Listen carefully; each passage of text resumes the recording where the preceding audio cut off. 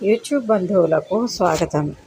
ఈరోజు మనం చెప్పుకోబోయేది ఒక అమ్మాయి మనసులోని మాటలను లేఖ రూపంలో ఎలా తెలియజేసిందో అనేటువంటి విషయం. అదే నా హృదయ నివేదన. ప్రియమైన నీకు ఎలా మొదలు పెట్టాలో, ఏమని సంబోధించాలో, ఏం చెప్పాలో ఏమీ తెలియదు. అయినా రాస్తున్నా.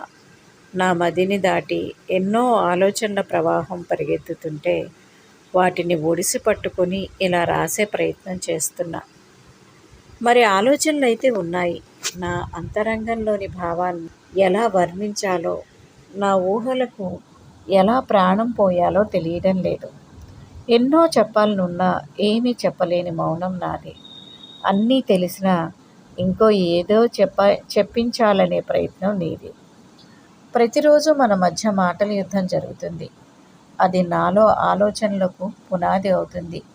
నన్ను నాకే కొత్తగా పరిచయం చేసినట్టు, నాకే తెలియని అంతరంగాన్ని నా ముందు ఉంచుతున్నట్టు అనిపిస్తుంది. అప్పుడు ఒక్క క్షణం అనిపిస్తుంది, నాలో ఇన్ని భావాలు, ఇంత భావుకత ఉన్నాయా అని. కానీ మళ్ళీ అనుకుంటాను, నన్ను మాటలతో కాదు మనసుతో గెలవాలని. ఈ మధ్య ఎందుకో అర్ధరాత్రి మెలకువ వస్తుంది. చుట్టూ ఉన్న చీకటిని చీలుస్తూ వచ్చే కాంతి కిరణంలా నా తలుపుల్లో నువ్వు ఉంటావు. ఒక్కసారి మాట్లాడాలనిపిస్తుంది.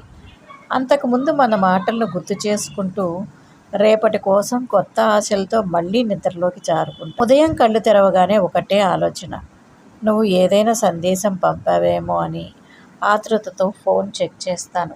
కానీ ఉండదు. ఒక్కసారైనా నాకంటే ముందే నాకు కొత్త అరుణోదయాలతో శుభోదయ ఆహ్వానం పంపుతావేమో అని. నాకు అప్పుడప్పుడు అనిపిస్తుంది, గోదావరి గట్ల వెంట నడిచే నండూరి ఎంకిలా నీ ఊహల సామ్రాజ్యంలో నేను రాణిని అయితే బాగుండు అని. ఎంత అద్భుతం కదా ఊహ! అదే నిజం అయితే మరి ఏమో అవుతుందేమో.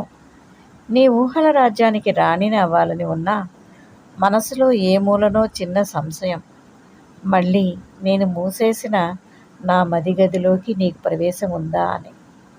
ప్రేమ పలకడానికి 2 అక్షరాలే, అయినా దాని సామర్థ్యం కొన్ని జీవితాలు చెల్లించాల్సిన మూల్యం.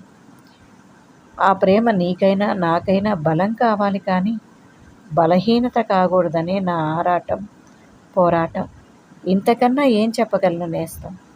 చివరిగా ఒక్క చిన్న మాట, నా ఊపిరిలో శ్వాసవై, నాలోని ప్రాణమై, నా కలంలో కవితవై, నేనే నీవుగా కలకాలం ఉండిపోతావా? నా కలల ప్రపంచంలో విహరిస్తావా? నన్ను నీ హృదయ కోవెలలో ఆరాధ్య దేవతలా కొలువుంచుతావా?